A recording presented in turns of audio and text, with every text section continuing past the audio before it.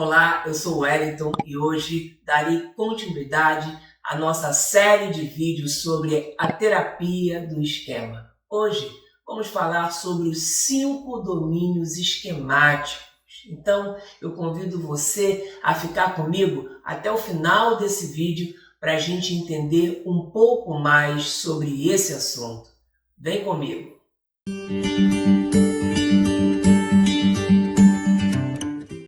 Geoffrey Jung identificou 18 esquemas iniciais desadaptativos que foram por ele agrupados em 5 domínios esquemáticos. Esses domínios estão relacionados com as 5 necessidades básicas emocionais que vimos antes. Lembra delas?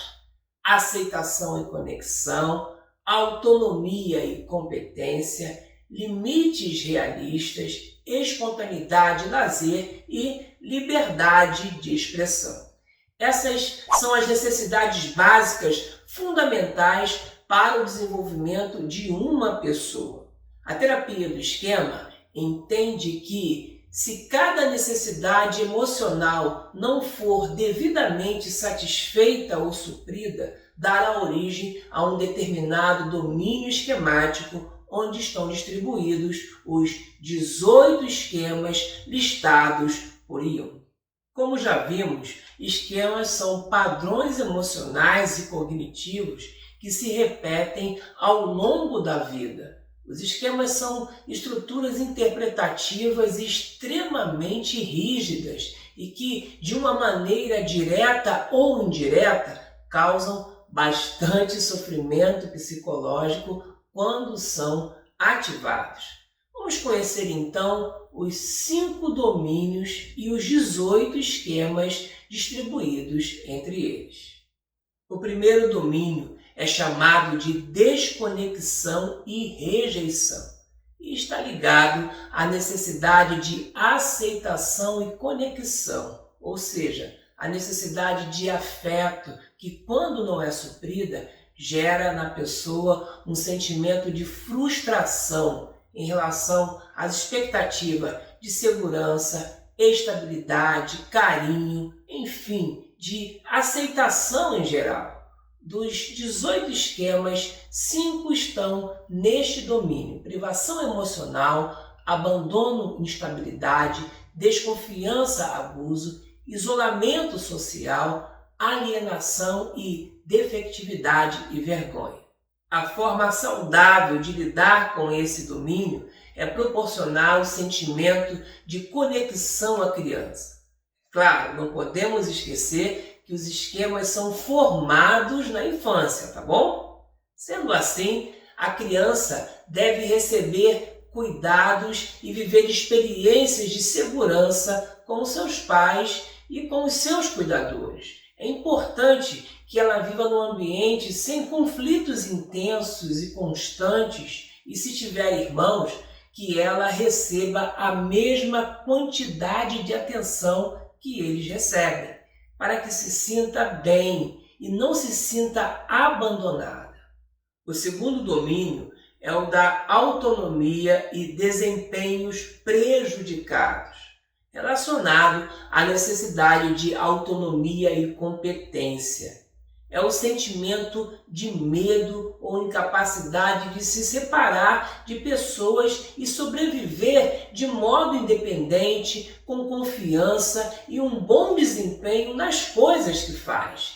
Dos 18 esquemas, 4 estão neste domínio: fracasso, dependência e incompetência, vulnerabilidade a danos e doenças e emaranhamento.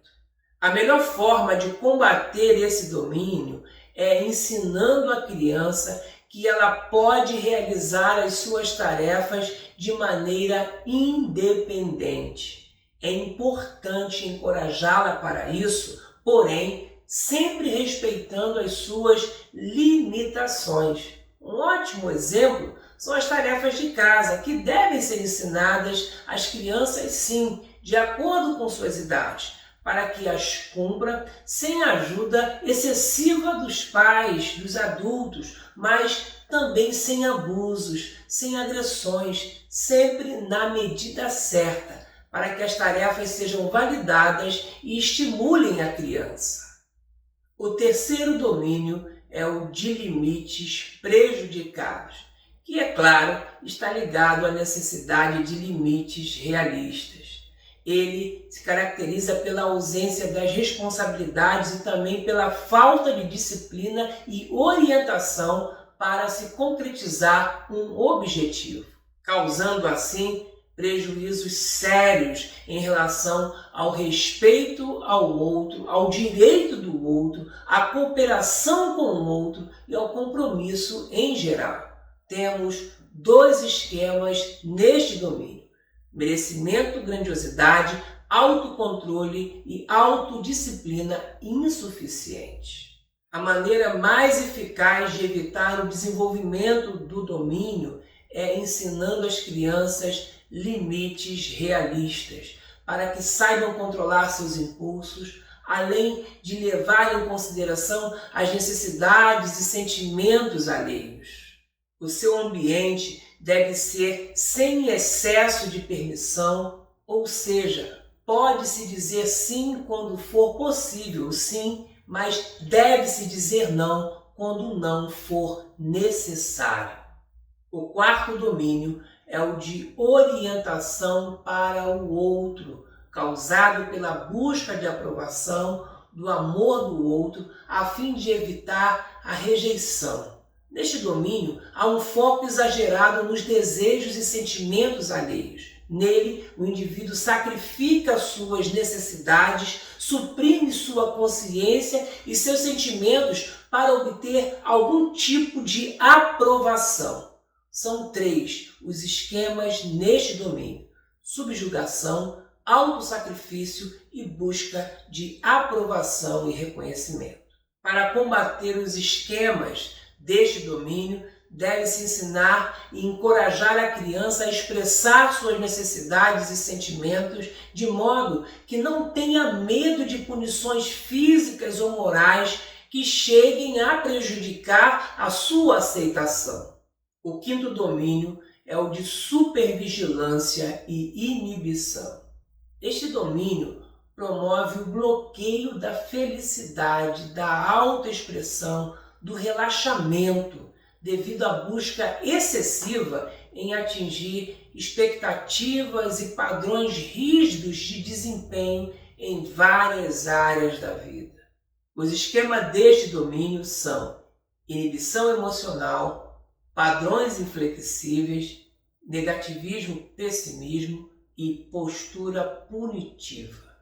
Lida-se com esse domínio estimulando a espontaneidade, priorizando o bem-estar e a felicidade da criança, fazendo com que se sinta querida e que o carinho oferecido a ela não é condicional, como se fosse uma troca ou uma recompensa pelos padrões elevados que ela atinge.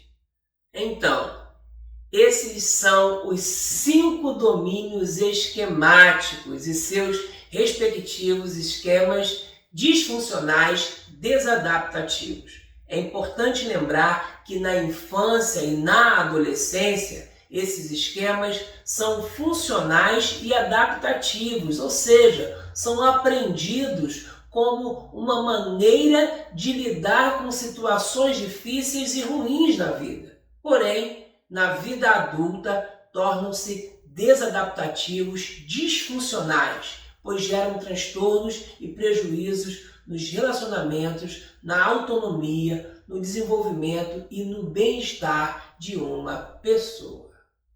No próximo vídeo, continuarei falando um pouco mais sobre esses esquemas e me aprofundando e explicando um pouquinho mais sobre cada um deles. Até lá!